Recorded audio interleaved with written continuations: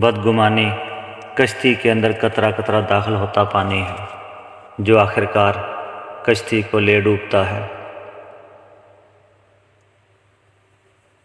سوچ اور نیت خوبصورت ہو تو تقدیریں بھی بدل جاتی ہیں۔ دنیا میں وہی لوگ سربلند ہوتے ہیں جو تکبر کا تاج دور پھینک دیتے ہیں۔ بزرگ فرماتے ہیں جیب میں دو چیزیں رکھنے سے انسان دولت مند ہو جاتا ہے، ایک خشک روٹی کا ٹکڑا اور دوسرا ایک کاغذ پر یا رزاق لکھ کر اپنی جیب میں رکھ لو۔ ہر اس چیز کو توڑ دو جس کو انسان نے بنایا ہے، مگر کسی کا دل نہ توڑنا جس کو خدا نے بنایا ہے۔ بہترین انسان وہ ہے جس کا وجود دوسروں کے لیے فائدہ مند ہو۔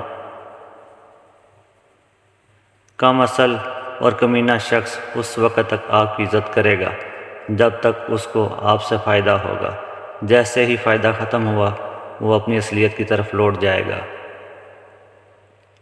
اپنے کردار پہ ڈال کے پردہ اقبال، ہر شخص کہہ رہا ہے زمانہ خراب ہے۔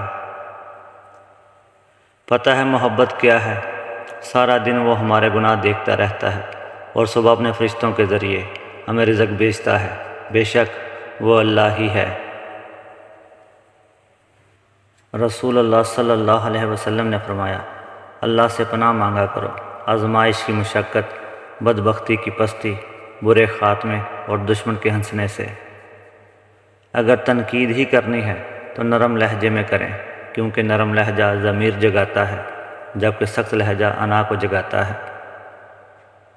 مانا کہ ضرورتیں ضروری ہیں زندگی کے لیے، مگر یا رسول اللہ آپ سے ضروری تو زندگی بھی نہیں۔